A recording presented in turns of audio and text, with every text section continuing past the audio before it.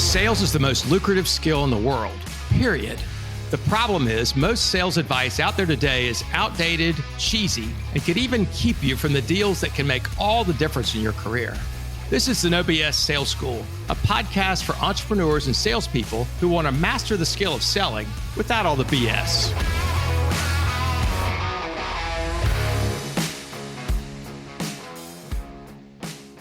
It's funny how often I have to remind some of my clients that hell, we're all in business to make a profit. And we don't need to apologize for that. That's why we're here, right? We make a profit so that we can hire people and pay people and we can take care of our family and live the life that we want to live.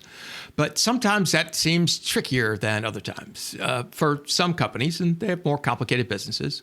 But one I noticed the other day, I worked with a contractor, a specialty contractor, and he came to the realization that he had been this year 90% utilization, which he was very excited about. 90% of our people and our assets we've used and been using all year long, but they're only 75% of the way to their goal, right? Where they're supposed to be now, they're only 75% of the way.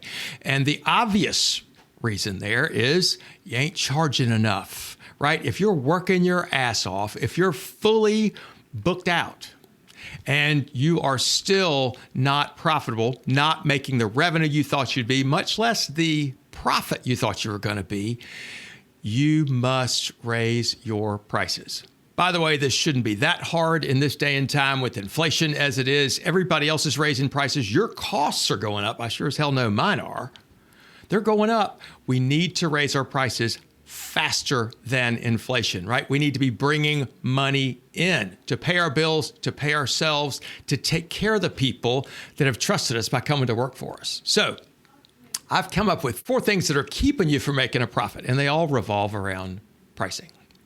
Number 1 is we are underpricing in the first place. Think about this.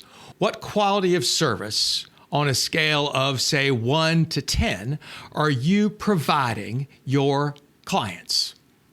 Compared to the competition, scale of 1 to 10. 1, we suck. We're the shittiest. We're the worst. 10, we're the best in class for what our customers can get. We're the best in class.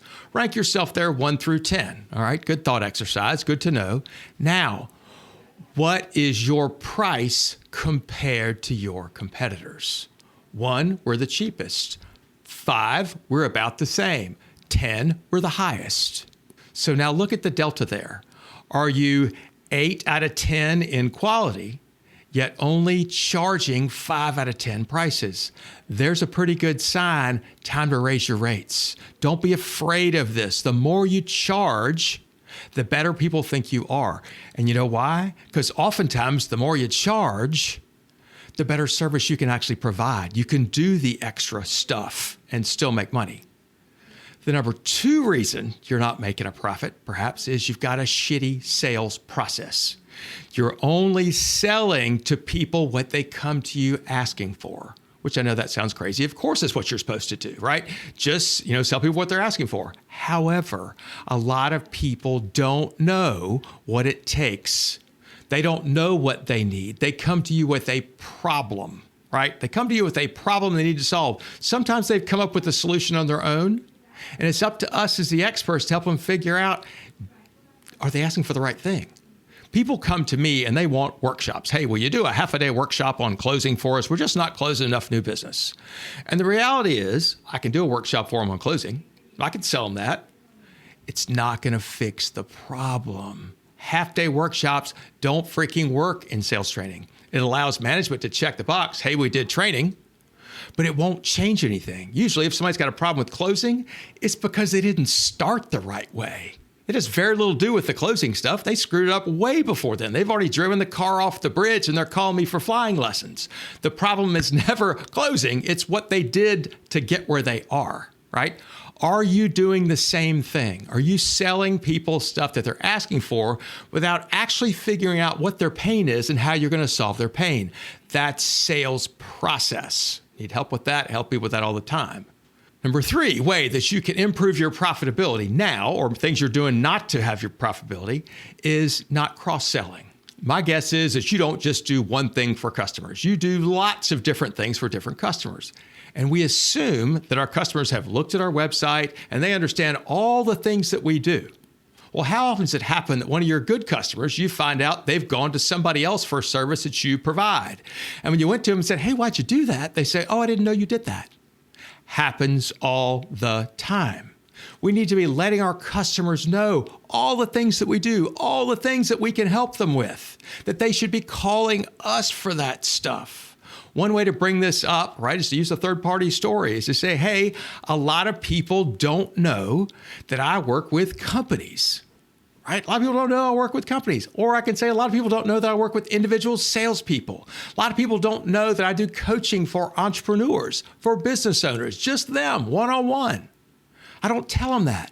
And so maybe they go somewhere else for help. That's my fault. It's not the prospect's fault. It's not your customer's fault. And the last thing that's probably costing you money is shitty negotiation skills, right? When somebody does, as we talked about before, the flinch, what? I'm not paying that much. And you automatically fold. That's terrible. And so they say, what? I can't pay you. I'm not paying you $100. You say, okay, how about 90? The only lesson they've learned from that is that you tried to stick them for $10 before. You're trying to be the nice guy when actually you're screwing yourself over and over and over again. There are a bunch of things about negotiation we work with our clients, but number one is if you give something, get something in return. If you give somebody a discount, say, I'll do that, but you've got to buy X number of them. Or I'll do this, but you need to refer me to 2 other people. Or if I do this, I need to be paid up front. Whatever that is, if I do this for you, will you do this for me? Number one rule of negotiation, get something in return. Otherwise, your customer won't put any value in it, and they'll just think you tried to screw them in the first place. I'm Walker McKay with No BS Sales. If you want a mini course that I'm giving away for free, it's called 7 Expensive Sales Mistakes You're Probably Making in B2B Sales. Long name. Here's where you find it. The number 7, salesmistakes.com. Free mini course, 7 or 8 little short videos, show you some other things maybe that you're doing or not doing that are costing you money. Thanks for listening. Share this with somebody else who needs to hear it. Thanks for listening to the No BS Sales School podcast.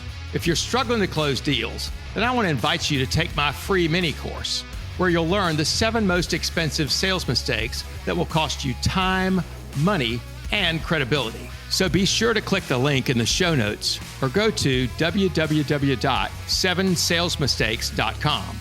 That's the number 7, salesmistakes.com. Thanks again for listening to the No BS Sales School podcast.